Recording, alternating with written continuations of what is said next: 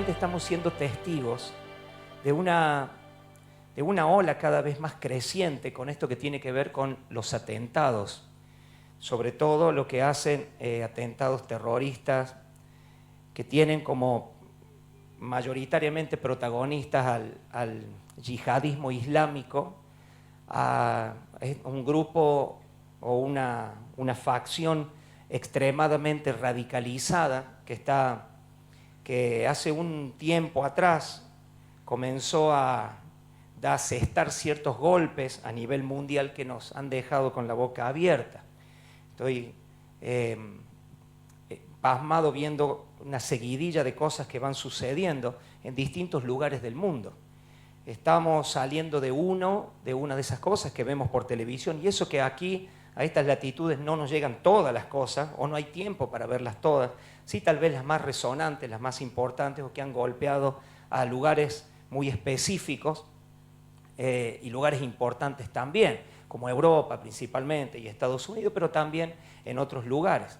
Estábamos viendo hace, creo que 2 o 3 días atrás, viendo por las noticias y leyendo en la mayoría de los portales acerca de un atentado devastador en el aeropuerto de Estambul, en Turquía, en el aeropuerto Atatürk, uno de los aeropuertos más controlados del mundo, más vigilados, es la puerta de entrada desde el Medio Oriente y Asia hacia Europa, y es uno de los más celosamente cuidados en el mundo entero. Sin embargo, 3 personas se perpetraron un atentado terrorista, que no me recuerdo ahora el número de muertos que dejó, se me fue porque tengo tantos datos y tengo poco tiempo que no quiero abrumarlos con eso, pero me parece importante que como iglesia nosotros podamos volver a tener o que nazca en nosotros una capacidad de reacción a ciertas cosas. Mientras terminábamos de leer las noticias acerca de este atentado, le decían, uno de los aeropuertos más custodiados y controlados del mundo, que no se saben cómo todavía 3 personas llevaron explosivos al lugar donde los hicieron estallar en medio del aeropuerto, siendo que en ese aeropuerto, yo estuve leyendo, cualquier auto, antes de que llegue al estacionamiento, ya ha sido controlado el vehículo y las valijas y todos los contenidos. Usted quiere ir a estacionar ese lugar, quiere buscar a alguien, llevar a alguien o dar de paso, antes del estacionamiento ya le han controlado todo. Entonces no se sabe cómo esas personas pudieron entrar al medio del aeropuerto cargados de explosivos y inmolarse en ese lugar. Es algo que les rompe la cabeza todavía a los investigadores del tema, porque de preguntarse qué falló, qué faltó, cómo hicieron. Bueno, en este tipo de gente, estos terroristas, hay una capacidad de sortear los obstáculos que es verdaderamente asombrosa. Y bueno, estábamos viendo esas noticias y no terminábamos de leer esas noticias, creo que fue en el día de ayer, un nuevo atentado, una nueva noticia, en un restaurante de Bangladesh. ¿Y por qué nos cobra notoriedad a nosotros aquí en Argentina, o llegamos a enterarnos en Argentina? 30 muertos en un grupo de personas que entró, creo, en los disparos. Entonces no pude leer bien la noticia esa todavía, porque en realidad todavía estaba leyendo diferentes lugares lo que tenía que ver con el atentado en Estambul. Y cuando ahí nomás viene la otra noticia de este atentado en Bangladesh, que nos llega a nosotros por el hecho de que había un par de argentinos en ese restaurante, que pudieron, gracias a Dios, escapar. No corrieron la misma suerte de aproximadamente 30 personas y algunas decenas de heridos también. Ellos pudieron escapar, pero eran chef, o uno salió, yo vi su fotografía, tal vez lo has visto en los noticieros, era chef en ese restaurante de Bangladesh. Y la pregunta es, ¿qué hace un chef argentino en Bangladesh? O sea, qué cosa tan curiosa, ¿no? ¿Qué se le abrió una puerta de trabajo? Era el sueño de su vida. Uno no sabe qué puede haber llevado eso, pero no es mi tema ese. Pero me resultó curioso porque me hice esta pregunta: ¿qué hace un chef argentino en Bangladesh? ¿Qué cocina en Bangladesh? Me imagino que lo que comen allí, la gastronomía del lugar debe ser muy diferente a lo que es la nuestra. Sin embargo, bueno, eso hizo notoria la noticia, que todavía lo es, por supuesto, aquí en Argentina, acerca de este atentado, que tiene el mismo sello de todos los atentados anteriores, y así podemos ir viendo para atrás. Antes de de enterarnos de esta situación en Turquía, veníamos de leer las noticias acerca también de un tirador que entró en un boliche gay en Orlando y mató cerca de 50 personas, no recuerdo cuánto, antes de ser abatido por la policía y esas cosas. Y antes de eso podemos ir hacia atrás en el tiempo y vamos a ver la cantidad de sucesos como estos que están sucediendo. Solamente miren, esto es fuente Wikipedia, solamente en lo que va corriendo del 2016, es decir, la primera mitad del año, hubo de este tipo de atentados 19 en el mundo. 857 muertos, 752 heridos, 23 perpetradores muertos, es decir, 23 terroristas muertos, fruto de que se inmolaron o fruto de caer por las balas de la policía o las fuerzas de seguridad. Y eso es solamente el comienzo, eso solamente es lo que cierra la primera mitad del año, en diferentes lugares: Europa, Asia, Medio Oriente, América del Norte, y nos van golpeando vez tras vez y cada vez con una mayor frecuencia. En la mayoría, no en todos, pero en la mayoría de estos atentados está el sello de ISIS, del Estado Islámico. Entonces, dentro de todas las situaciones que podemos ver y que son parte de nuestra preocupación también mundial y como argentinos o cordobeses, situaciones económicas, situaciones sociales, situaciones laborales, la droga, la inseguridad y todo ese tipo de cosas. Como les decía al comienzo, estamos en un serio peligro de volvernos insensibles a lo que pasa. Como no explotó la bomba al lado mío, entonces, es una noticia más, se pasa a la página del periódico y está todo bien, y leemos chistes, leemos por otro lado espectáculo, leemos la página de deporte y pasamos a otro ámbito y está bien. Sin embargo, la historia sigue corriendo y tal vez podemos llegar a caer en eso, el hecho de acostumbrarnos a esas noticias y que se adormezca nuestra capacidad de reacción ante tal cosa. Yo quiero, antes de compartir el pasaje en Efesios capítulo 5, que lo voy a leer en unos momentos, tengo un cuadro, traje dos cuadros que no lo van a poder leer ustedes allí, o no sé si podemos hacer un zoom, ahí con la computadora pueden, para empezar a tomar los datos de arriba, pues no van a entender nada, si no yo se los traduzco desde aquí. Pero este cuadro tiene que ver, está sacado de una fuente muy seria, por supuesto, con el cambio proyectado en la población mundial en lo que hace a religión. En la parte de la... Qué lástima que no se puede ver. Necesitaríamos hacer un zoom ahí sobre la...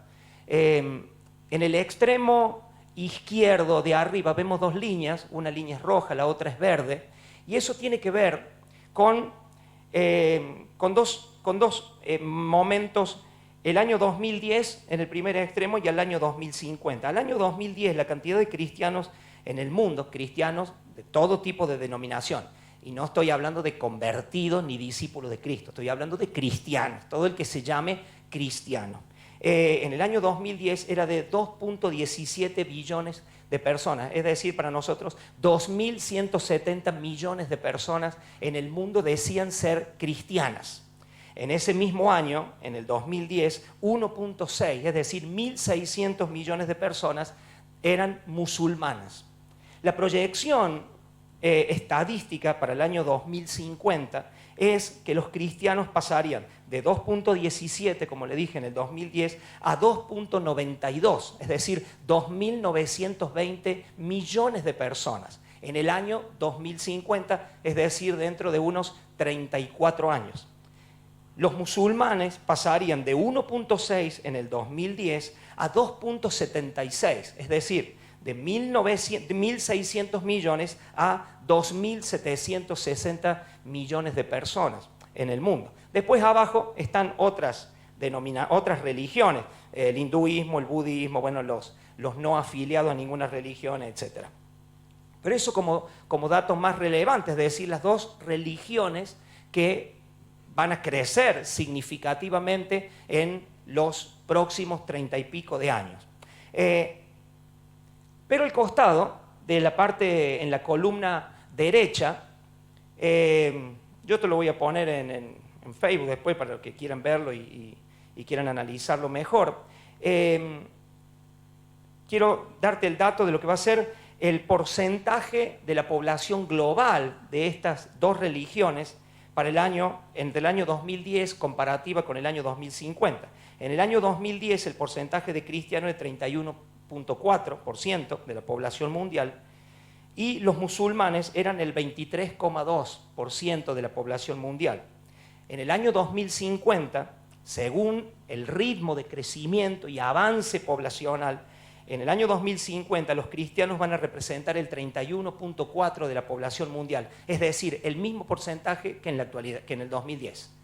El mismo porcentaje que en el 2010 van a ser en el 2050 cristianos. Sin embargo, los musulmanes, del 23,2% que representaban en el año 2010, pasarán a ser el 29,7% en el año 2050. Es decir, que... No, ese es el otro cuadro. No me lo pongan ese todavía. Ese es el otro. No, volvamos al anterior. Esa es otra cosa. Eso. Quiere decir que la tasa de crecimiento, obviamente, esto es un instituto estadístico, PW Research Center, pero quiero buscarlo después en internet. En crecimiento estadístico, el porcentaje que va a representar a la población mundial de cristianos en los próximos 35 años va a ser exactamente el mismo que es el día de hoy. Sin embargo, los musulmanes habrán crecido 6,5% en ese porcentaje de población mundial.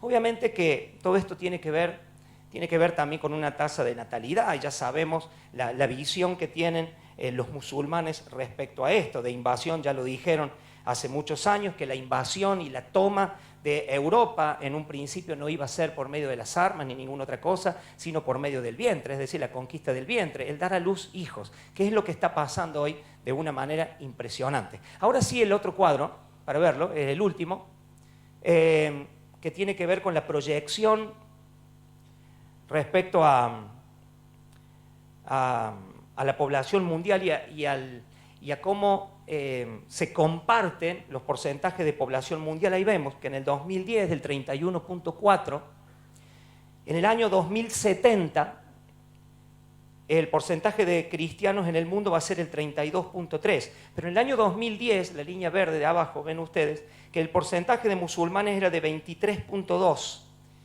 y vas a tener el mismo porcentaje de cristianos en el año 2070. Es decir, dentro de, estamos en 2016, dentro de 54 años va a haber la misma cantidad de cristianos y musulmanes en el mundo. Hoy es un porcentaje mucho menor. Hay más de 1.000 millones de musulmanes menos que cristianos en el mundo. Pero en el año 2070 vamos a hacer la misma cantidad y vamos a hacer el mismo porcentaje en la población mundial de cristianos y de musulmanes.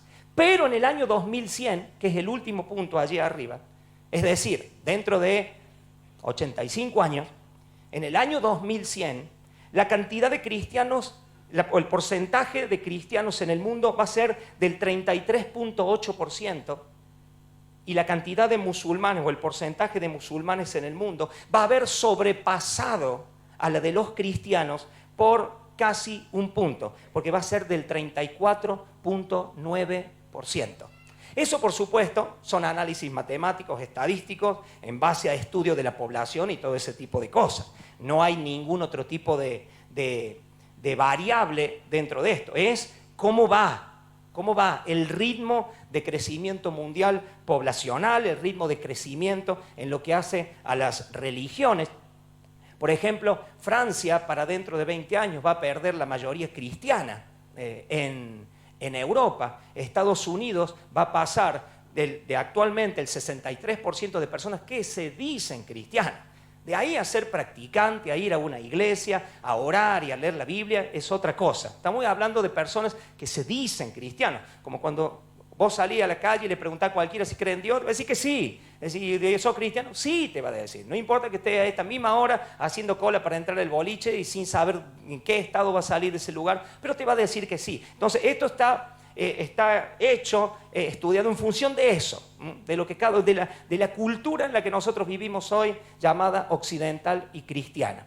pero que obviamente está sucediendo algo que nosotros no nos damos cuenta y que es necesario que suceda algo en nuestra capacidad de reacción. Obviamente que esto de no mediar un gran avivamiento, que creo que estamos esperando y orando por eso, que va a sacudir a las naciones, algo que Dios va a hacer. Yo creo que Dios va a hacer algo. Yo creo que Dios va a hacer algo en este tiempo. Porque yo, sinceramente, yo no sé si llegaremos, si la humanidad va a llegar al año 2100, si este mundo va a aguantar hasta el año 2100 para ver cumplidos esos porcentajes. Si fuera así sería catastrófico, y si siguiera así, no sé cómo seguiría la línea de estudio. Pero yo creo que Dios va a hacer algo. Dios tiene que hacer algo en esta generación. Dios tiene que hacer algo con esta generación. Yo me niego a creer que solamente vamos a pasar por el mundo viendo una estadística y que esa estadística nos lleve a desmoralizarnos o decir, uy, qué mala que está la cosa, pero bueno, seguimos adelante porque seguimos adelante. Creo que Dios está haciendo algo en este tiempo, algo se está gestando, algo se está engendrando, algo tiene que suceder en los próximos tiempos. Yo soy lo que cree eso. Cuando hacemos una cadena de ayuno y nos ponemos a orar, a ayunar, claro, qué bueno que haya algo más que nosotros mismos. Qué bueno de ponernos a ayunar y a orar por la patria, por el país, por la situación. Qué bueno de ponernos a orar y ayunar por la familia, que Dios visite nuestra tierra, que Dios pueda tocar nuestra tierra hoy. Que Dios pueda sanar nuestra tierra y quitar de ella todo lo que impide hoy la manifestación de la gloria del Señor. Lamentablemente somos un pueblo que está adorando a ídolos que no son Dios, adorando a sus ídolos falsos, a sus ídolos de barro. Va a haber ahora una concentración supermasiva creo que en Buenos Aires, lo leí, estaba leyéndolo hace unos momentos, no sé de cuántos convocados a través de las redes sociales para hacer una manifestación, una no sé qué, una proclama para que Messi no deje la selección. O sea, se mire el punto tan importante por el cual se tiene que concentrar y congregar la gente y ahí hacer fuerza y clamar, porque prácticamente le van a rogar, le van a clamar y le van a orar a su Dios que no deje la selección. El pobre tipo Messi no tiene absolutamente ninguna culpa ni nada que ver con el tema. Me parece, qué sé yo, lo poco que puedo ver por televisión, pues una persona excelente, humilde, de un perfil bajo, como espero que Dios lo tenga así para siempre. Pero mire el grado de salvajismo que tenemos, que eso sí se puede hacer, y eso va a juntar personas que literalmente van a clamar a su Dios. Van a orar, van a rogar, van a hacer vigilia en favor de eso, van a invertir, cada uno va a gastar para estar, un pasaje, para comprar el choripán, y todo. Van a invertir para estar en ese lugar y pedir lo que ellos quieren que suceda. Si van a lograr algo, no van a lograr nada, no sé, la Biblia dice, si dos o más se ponen de acuerdo en alguna cosa, lo que pidan será hecho. No sé qué irá a pasar. Dice, ¿usted qué opina? No sé, a mí no me interesa tampoco. A mí tampoco me interesa que pase. Que vayan, que vengan.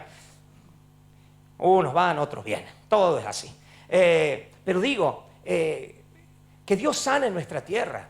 Y cuando hablamos de ponernos de acuerdo, a veces cuánto nos cuesta ponernos de acuerdo en algo que es mucho más trascendente, en algo que es mucho más importante, en algo que es verdaderamente eterno.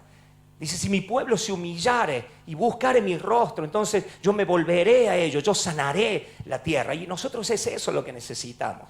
No necesitamos a Messi ni a ninguno en la selección, necesitamos que Dios pueda visitar, tocar y sanar nuestra nación, sanar nuestra tierra.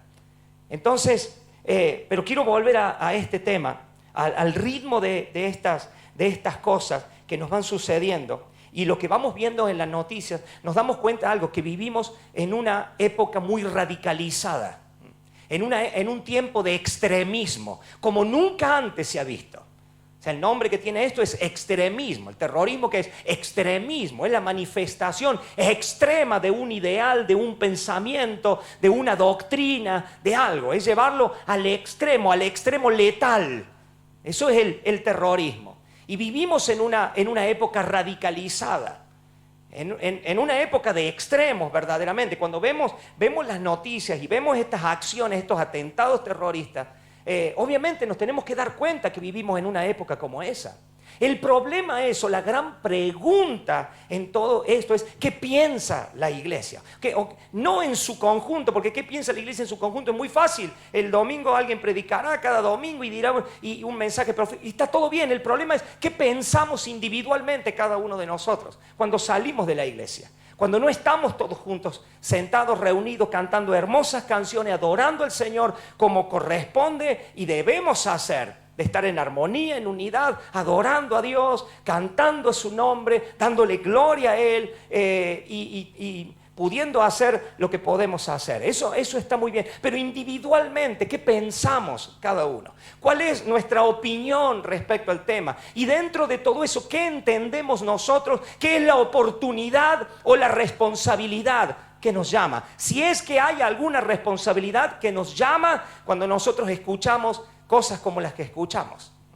Por eso quiero compartir este texto en la carta de Pablo a los Efesios, capítulo 5, Efesios 5, quiero leer del verso 15 en adelante. Efesios 5, verso 15, dice: mirad pues con diligencia cómo andéis, no como necios, sino como sabios, aprovechando bien el tiempo. Digan conmigo, aprovechando el tiempo, bien. Dice, porque los días son malos. Hace 2000 años Pablo decía, estos días son malos. Y eso porque Pablo no había visto estos días, que comparados a esos días eran una bendición. Dice, porque los días son malos. Por tanto, no sean insensatos, sino entendidos. Un discípulo entendido, una iglesia entendida, un cristiano entendido, no bueno solamente, no solamente consagrado, no solamente santo, no solamente que practica buenas cosas, sino entendidos en cuál sea la voluntad del Señor. Verso 18, no se embriaguen con vino, y este es mi versículo central. No se embriaguen con vino, en lo cual hay disolución, en lo cual hay destrucción. Antes bien, en lugar de esto, sed llenos del Espíritu. No se embriaguen con vino, sino mejor que esto es ser lleno del Espíritu. Del Espíritu Santo se está refiriendo, lógicamente. Y es aquí donde yo me quiero detener. Porque así como vivimos en una época radicalizada en este tipo de situaciones que nos pasan, también otros problemas más domésticos y más cercanos a nosotros aumentan y nos van asombrando cada vez más por la voracidad que tienen con nuestra sociedad. Y tiene que ver, por ejemplo, con la inseguridad en avance, el narcotráfico en avance, el alcoholismo. Bueno, Pablo quiere establecer una relación en este versículo entre embriagarse con vino y ser lleno del Espíritu Santo. Y Pablo no es que acá hay un mandamiento en contra de beber vino, porque no lo dice, sino de embriagarse con vino. Es decir, llegar a tal estado luego de beber vino que una persona ya deja de ser ella misma, que una persona pierde control de su propia vida y de sus propios actos. Y yo estuve investigando un poco, aparte con todos estos cuadros, y acá quizá habrá médicos o psicólogos, gente que puede aportar mucho más a esto, pero yo busqué en qué cambia el comportamiento de una persona que está alcoholizada. En estos tiempos que vemos, lamentablemente, cómo cada vez más son mayores los casos de gente alcoholizada, detenida en los vehículos, a la salida de ciertos lugares. De hecho, esta noche se están preparando para mañana salir cientos de jóvenes de cientos de lugares de esta bendita ciudad, salir absolutamente hecho un desastre, perdidos en el alcohol y en la droga. Esa es la realidad de gran parte de nuestra sociedad. Y yo quise investigar un poco en qué se modifica el comportamiento de un alcohólico que cuando está normal.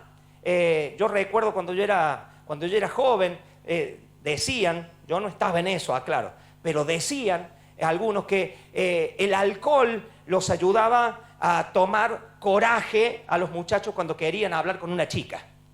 Como no se animaban, cuando estaban normales, ellos no se animaban a eso, a ir a hablar con una muchacha, a ir a invitarla a salir, bueno, ese tipo de cosas. Entonces creían, no sé si será cierto, no me importa tampoco, ellos creían que bebiendo algo de alcohol tomaban el coraje, para con ese coraje entonces se acercaban y el que era toda una persona tímida, toda así, toda, miedosa a una figura femenina, tomando alcohol se transformaba en un gran seductor que decía palabras cautivantes y hacía cosas que enamoraban, no sé qué cosa, pero decían que eso cambiaba el comportamiento de ellos a ese extremo.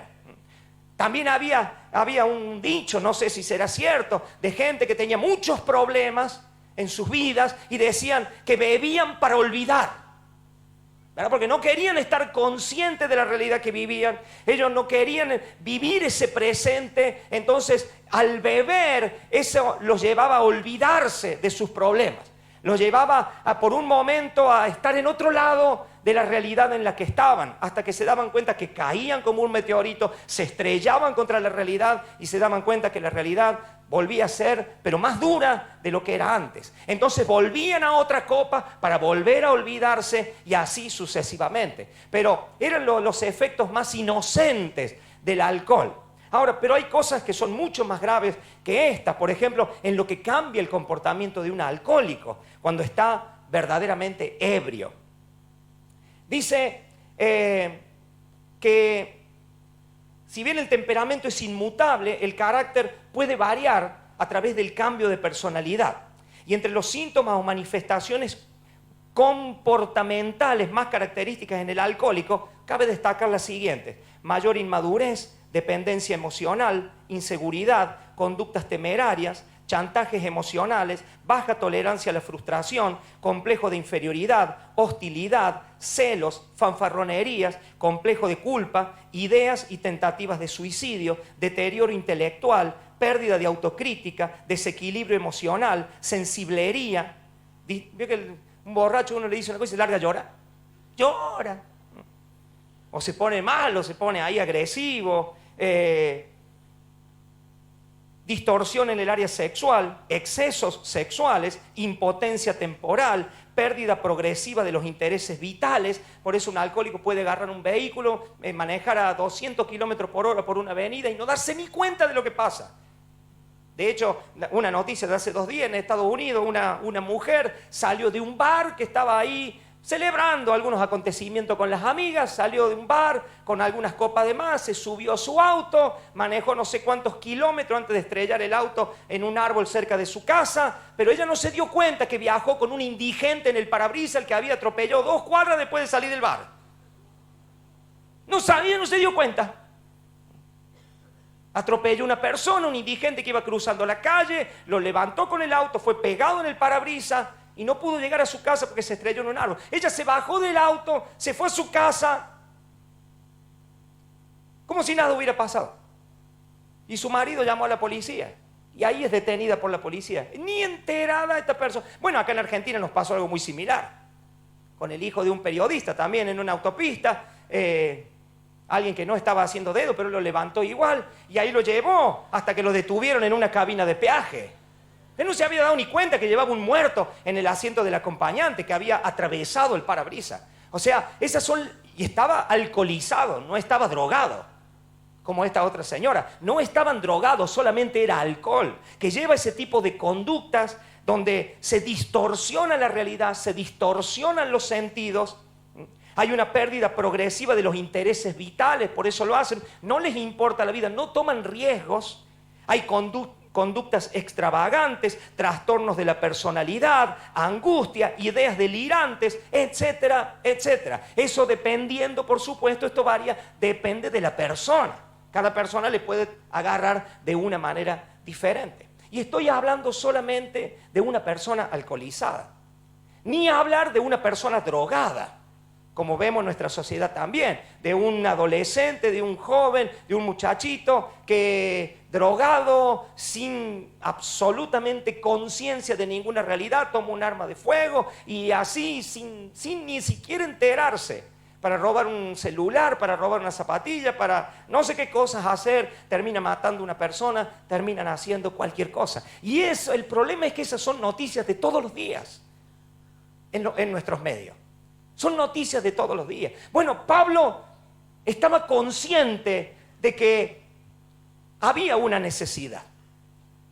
Y el consejo que le da a la iglesia es: no os embriaguéis con vino. Obviamente no habrá habido en esos tiempos otro tipo de alucinógeno o de narcótico que pudiera afectar tanto la personalidad de un individuo cuando se consumía en exceso.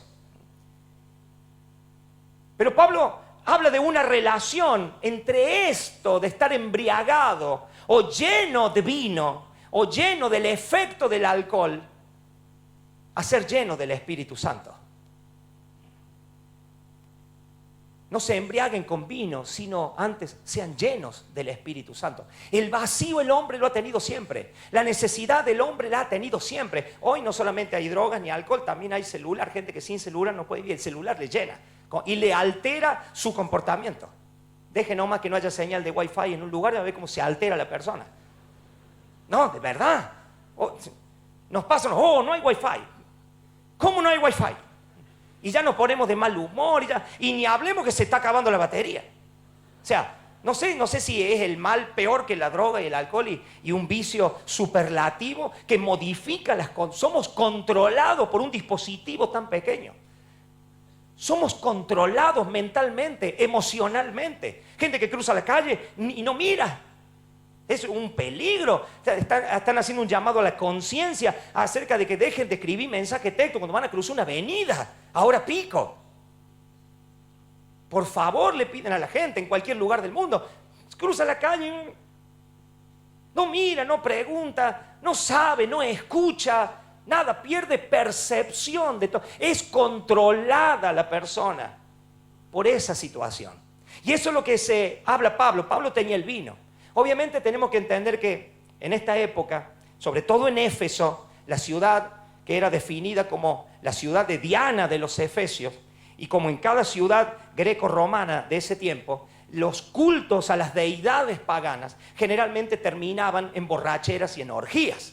Eso es lo que terminaba un culto a cualquier tipo de deidad, y sobre todo a quien era para los efesios la diosa de la fertilidad. Terminaba esto en grandes comilonas, en grandes borracheras y en grandes orgías. Esa era la práctica religiosa del mundo pagano en la actualidad. Hasta que Pablo llega a predicar el Evangelio y tiene una confrontación con este espíritu y con aquellos que profesaban el culto a Diana. Entonces se refiere a ese tipo de conducta que tenían también la gente que profesaba este tipo de prácticas religiosas. Y el llamado de Pablo, la exhortación de Pablo, el mandato de Pablo es: no se embriaguen con vino. Es decir, no dejen que ninguna cosa en este mundo controle tu vida, ni controle tus emociones, ni controle tu manera de pensar, ni que te aísle de la realidad que vives, sino que entendamos, seamos sabios en entender que lo único que va a hacer la diferencia en este mundo que va en esa decadencia y degradación es gente no creyente, sino llena del Espíritu Santo. Este es el llamado más urgente, no en esta época, porque hace 2000 años Pablo instaba a los cristianos a ser llenos del Espíritu Santo. Usted mira, pastor, yo tengo el Espíritu Santo. Mire, yo no estoy hablando de eso que usted recibió cuando usted se convirtió, porque una cosa es tener el Espíritu Santo, que es el sello de la promesa cuando le abrimos nuestro corazón a Cristo, cuando nos convertimos al Señor. Pero otra cosa es ser lleno del Espíritu Santo. Se puede tener el Espíritu Santo, pero no ser lleno del Espíritu Santo. Y lo que va a hacer la diferencia es ser lleno del Espíritu Santo en este tiempo. Porque si no somos llenos del Espíritu Santo y nos conformamos solamente con hablar en lengua y con cantar canciones, corremos el peligro de que toda nuestra actividad religiosa, todo el propósito de nuestra vida gire dentro de 4 paredes. Corremos el peligro de diluirnos como cristianos, Debemos entender que ser creyente no es ser cristiano. Debemos entender que caminar con Jesús no te hace ser lleno del Espíritu Santo. Los discípulos caminaron con Jesús. Sin embargo, no fueron llenos del Espíritu Santo hasta que después de que Jesús asciende, ellos orando en unanimidad, en una búsqueda, en un clamor incesante, todos juntos, vino sobre ellos el Espíritu Santo. No es casualidad que cuando ellos empezaron a hablar en lenguas y ahí se armó el desparramo que armó el Espíritu Santo, la gente los vio en el estado que estaban y los confundieron con ebrios. O sea, no es casualidad que dijeron, estos están llenos de mostos, estos están embriagados. Y ahí es donde se levanta Pedro, totalmente sobrio y consciente, diciendo, esto no es vino lo que hemos tomado a esta hora de la mañana. Esta es la promesa que Dios habló y que se está cumpliendo en este momento. Y predicó con denuedo, y predicó con valor, y predicó con fuerza, y predicó con tanta potencia que ese día 5,000 personas se convirtieron. Y no le dijo nada simpático, todo lo contrario. Sin embargo, cuando uno es lleno del Espíritu Santo, deja de ser uno mismo para ceder el control de su vida al dominio del Espíritu para que Él haga su obra. No tengo el tiempo, pero te puedo citar más de 100 versículos en el Antiguo Testamento de lo que sucedía cuando el Espíritu Santo venía sobre una persona. Fue esa la diferencia que hizo que Gedeón derrotara a los madianitas, que Jefté derrotara a los enemigos. Fue esa la diferencia que hizo que los profetas profetizaran como profetizaron. Esa fue la diferencia de los que pudieron, de los que hicieron diferencia, porque fueron llenos del Espíritu Santo. En el Antiguo Testamento temporalmente, por supuesto, pero nosotros hoy, hijos de Dios, que hemos sido lavados con la sangre de Cristo, está a disposición algo que hay que pedirlo, que hay que anhelarlo, que hay que buscarlo con todo el corazón, y es que Dios pueda llenarnos de su Espíritu. Aleluya.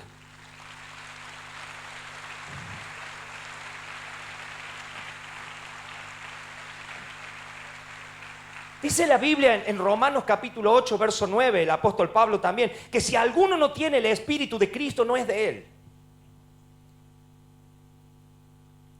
Y Jesús les dijo a los discípulos, y yo rogaré al Padre, les daré otro consolador para que esté con vosotros para siempre, el Espíritu de verdad, al cual el mundo no puede recibir porque no le ve ni le conoce, pero vosotros le conocéis porque mora con vosotros y estará en vosotros. No os dejaré huérfanos, vendré a vosotros. Está allí, pero ser llenos. Perdónenme la comparación burda, no encuentro otra mejor. Pero hay algo que está dentro de nosotros que necesita estallar para llenarnos por completo. Para llenarnos completamente. Para que saque de nosotros eso que sin Él no tenemos.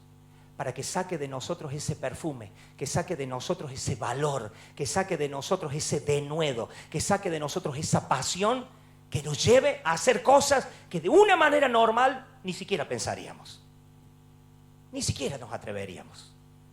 Pero este es el tiempo de atreverse. Este es el tiempo de ver la oportunidad que nos está llamando. El mismo pasaje de Efesios, yo quiero leerlo aquí en la nueva versión internacional, de Efesios 5:15, dice, así que tengan cuidado con su manera de vivir. No vivan como necios, sino como sabios, aprovechando al máximo cada momento oportuno. La pregunta es, ¿cuánto de todos los momentos estamos aprovechando o qué estamos esperando? ¿Sabe cuál es la gran diferencia de eso que entran en un aeropuerto ultra custodiado y terminan por inmolarse y cumplir su objetivo? Y nosotros muchas veces quedamos ahí preguntándonos a ver por otra oportunidad. Porque esa gente está preparada y consciente de que tiene que atravesar obstáculos. Los cristianos al primer obstáculo dicen, esto no debe ser de Dios. Yo he escuchado a los cristianos hablar, ay, no sé, no debe ser de Dios porque no se me dio.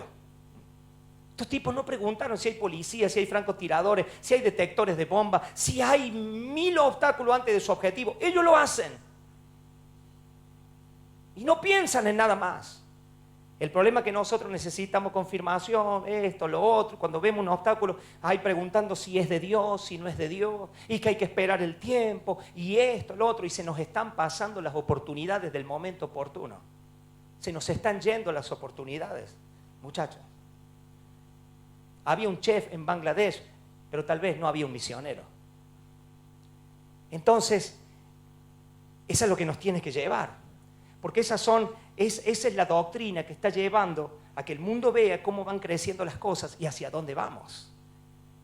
Y hacia dónde vamos. Como sociedad, como naciones, como individuos, hacia dónde vamos. ¿Y qué es lo que van a vivir nuestros hijos? Que no, yo sé qué es lo que van a vivir en la gloria de Dios, creo que les voy a dejar un legado de bendición, pero estoy hablando el mundo en el que van a estar, lo que va a rodearles, cómo va a ser. ¿Cómo será aquel día en donde en el mundo haya más musulmanes que cristianos? ¿Cómo será? En el día en que estén en todos lados y en todas las naciones. Los cristianos con su timidez muchas veces y ellos con su osadía temeraria que ni siquiera su propia vida estiman con tal de cumplir el propósito, la doctrina, la fe, el llamado de Alá, no sé cómo le llaman. Ese es el punto. Al menos el punto que yo pienso. Al menos el punto que a mí me desvela, al menos el punto que me tortura. Por eso el llamado es buscar un monte más, buscar un metro más, buscar un lugar más, una acción más, alguna cosa más, algo más de lo que tal vez yo crea que pueda hacer.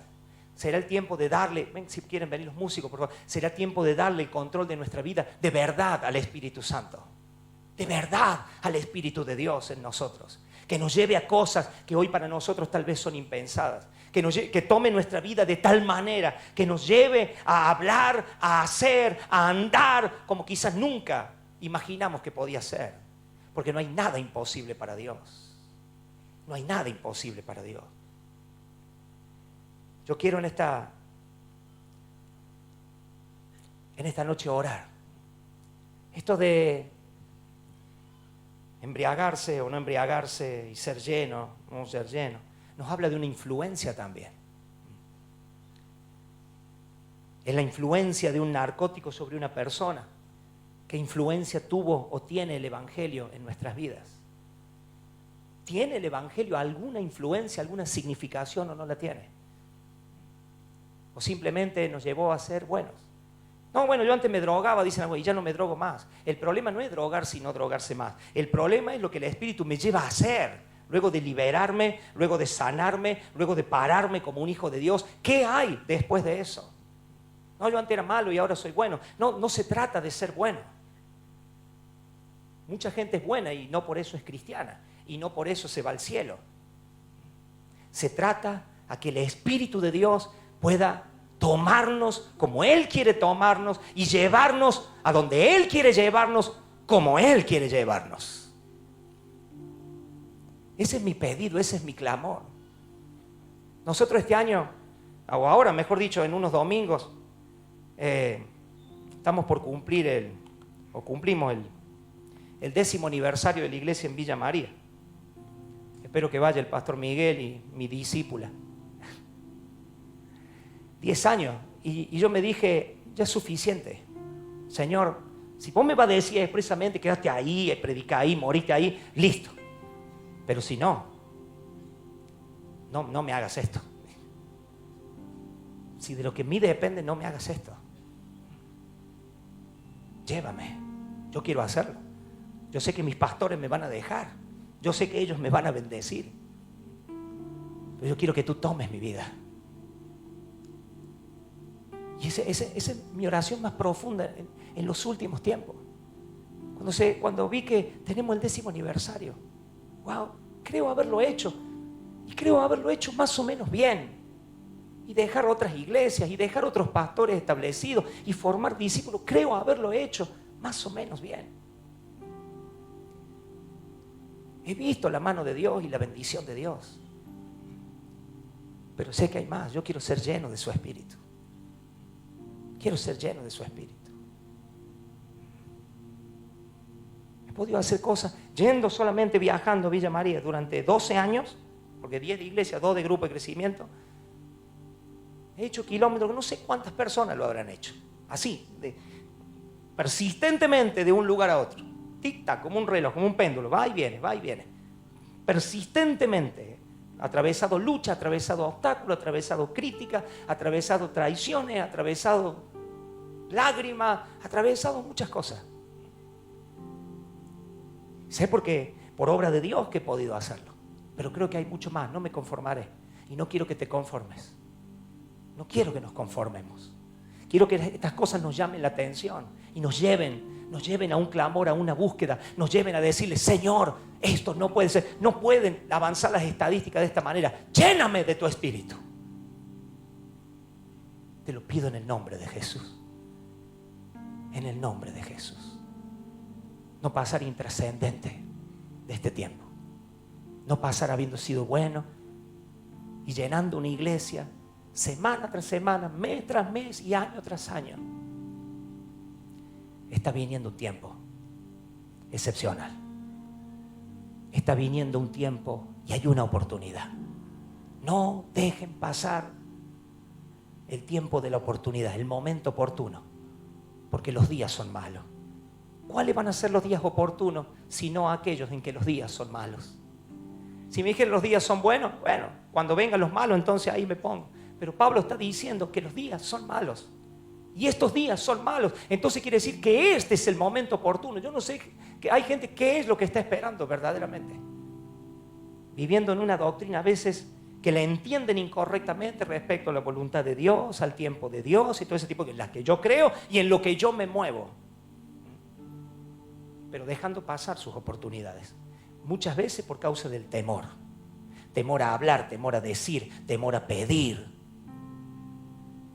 Temor a estar delante de un líder y hablar tu sueño, contar lo que Dios te ha puesto, la promesa que tienes dentro, el monte del que Dios te habló tal vez hace muchos años atrás, y decirle a ese líder tuyo: dame ese monte, y esperar que esa bendición te active para las conquistas más grandes que puedas haber imaginado.